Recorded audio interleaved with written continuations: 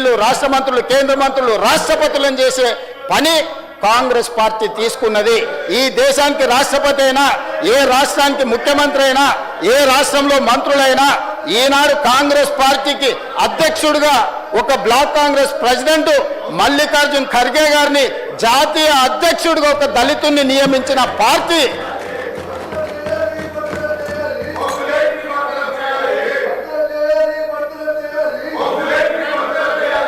జాతీయ పార్టీ అధ్యక్షుడిగా ఒక దళితుడిని నియమించుకున్న పార్టీ మాది అధ్యక్ష. అదేవిధంగా ఈరోజు తెలంగాణ రాష్ట్రంలో ప్రజాపాలన వచ్చిన తర్వాత ఆనాడు తెలంగాణ ఉద్యమం సందర్భంగా టీఆర్ఎస్ నాయకుడు తెలంగాణకు మొట్టమొదటి ముఖ్యమంత్రిని దళితుని చేస్తా అన్నాడు అధ్యక్ష. ఇది నిజమే అనుకొని దశాబ్దాల తర్వాత మాకు పాలించే పాలితులుగా కాదు పాలకులుగా మారతామని దళితులు, గిరిజనులు, ఆదివాసీలు, బలహీన వర్గాలు ఏకమై 4 కోట్ల మంది నిటారుగా నిలబడి కొట్లాడి తెలంగాణ రాష్ట్రాన్ని సాధించుకొని వందలాది మంది ఈ దళితులు, ఆదివాసీలు, గిరిజనులు ఆత్మ బలిదానాలు చేసుకొని తెలంగాణ రాష్ట్రాన్ని సాధించింది అధ్యక్ష.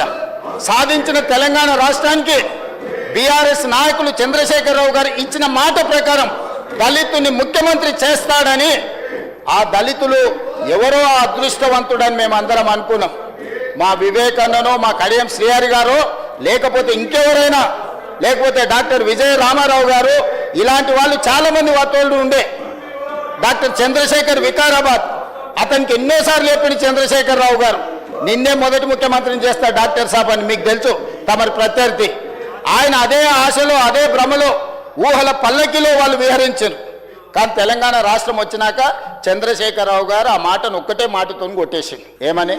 దళితులకు పరిపాలన చేత కాదు, ఈ తెలంగాణలో ఎన్నో సమస్యలు ఉన్నాయి, ఈ సమస్యలను అన్నిటిని పరిష్కరించాలంటే దొర మాత్రమే తెలంగాణకు ముఖ్యమంత్రి కావాలి, దళితులు అవ్వడానికి వీల్లేదని అత్యంత అవమానకరంగా ఉద్యమంలో త్యాగాలు చేసి, ఉద్యమంలో ఆత్మ బలిదానాలు చేసుకొని ఎన్నికల్లో బీఆర్ఎస్కు ఓట్లేసి గెలిపించిన దళితులను నట్టేట ముంచి చంద్రశేఖరరావు గారే ఈ తెలంగాణకు ముఖ్యమంత్రి బాధ్యతలు తీసుకున్నాడు అధ్యక్ష.